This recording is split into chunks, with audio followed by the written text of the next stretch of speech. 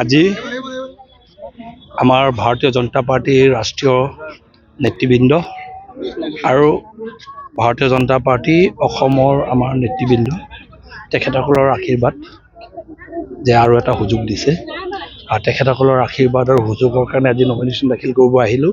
গোটেই ৰাইজ আজি জোনাই সমষ্টিৰ প্ৰত্যেকটো বুথৰ পৰা আমাৰ কাৰ্যকৰ্তা সমৰ্থক আহিছে যে আশীৰ্বাদ দিবলৈ এই শুভ দিনটোত। আৰু আমি আশা ৰাখিছোঁ অহা দিনবোৰত যোৱা 5 বছৰ যেনেকৈ আমি ৰাইজক সেৱা কৰিছোঁ, আন্তৰিকতাৰে সেৱা কৰিছোঁ, নিষ্ঠাৰে সেৱা কৰিছোঁ, যিমান পাৰোঁ কৰিব চেষ্টা কৰিছোঁ ৰাইজৰ কাম দিনে ৰাতি এক কৰি। আৰু যিখিনি ভাল কাম ভাৰতীয় জনতা পাৰ্টিৰ আৰু আমাৰ ভাৰতৰ প্ৰধানমন্ত্ৰী মোদীজীৰ নেতৃত্বত হৈ আছে আৰু আমাৰ শ্ৰদ্ধাৰ জননেতা আমাৰ মুখ্যমন্ত্ৰী ডক্টৰ হিমন্ত বিশ্ব শৰ্মা ডাঙৰীয়াৰ নেতৃত্বত যিখিনি কাম কাজ ভাল কাম কাজ হৈ আছে, একেবাৰে তৃণমূল পৰ্যায়লৈকে এটা দুখীয়া মানুহকো আমি এৰি দিয়া নাই।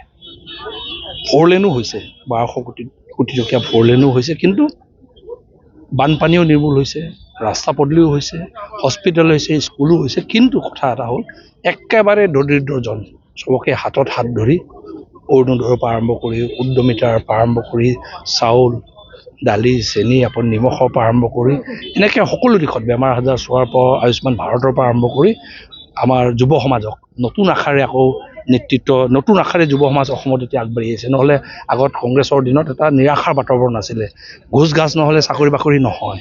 এতিয়া নিজৰ জোৰত নিজৰ মেধাৰ ভিত্তিত 1,65,000 যুৱক যুৱতীয়ে চাকৰি পাইছে আৰু 2 লাখ পাব বুলি এতিয়া তেখেতসকলে উৎসাহী। কিবা এটা কৰি খাবলৈ আপোনাৰ মুখ্যমন্ত্ৰী আপোনাৰ পইচা দিছে, 2 লাখকৈ 3 লাখকৈ 5 লাখকৈ দিছে। তো এতিয়া যুৱ সমাজটো আপোনাৰ নতুন আশাৰে অসমক নেতৃত্ব, ভাৰতবৰ্ষক নেতৃত্ব দিয়াৰ কাৰণে ওলাই আহিছে। কিবা কৰ্মসংস্থাপন নিজেই কিবা এটা কৰি খোৱাৰ কনফিডেঞ্চ পাইছে। মই ভাবোঁ যে এনেকৈ অসমখন আগুৱাই গ'লে মই ভাবোঁ যে অসমৰ ভৱিষ্যতটো সুন্দৰ হ'ব।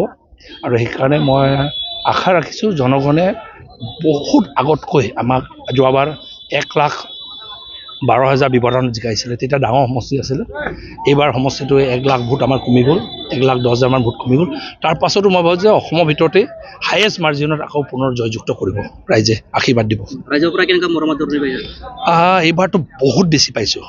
এইবাৰ মই য'তেই যাওঁ ৰাইজৰ মৰম, যিটো সমৰ্থন, আগতো আজি বহুতবাৰ ৰাজনীতি কৰিছোঁ, কিন্তু এইবাৰৰ মৰমটো বেলেগ, একদম অন্তৰৰ পৰা মৰম কৰি এইবাৰ আশীৰ্বাদ দি ৰাইজে ওলাই আহিছে।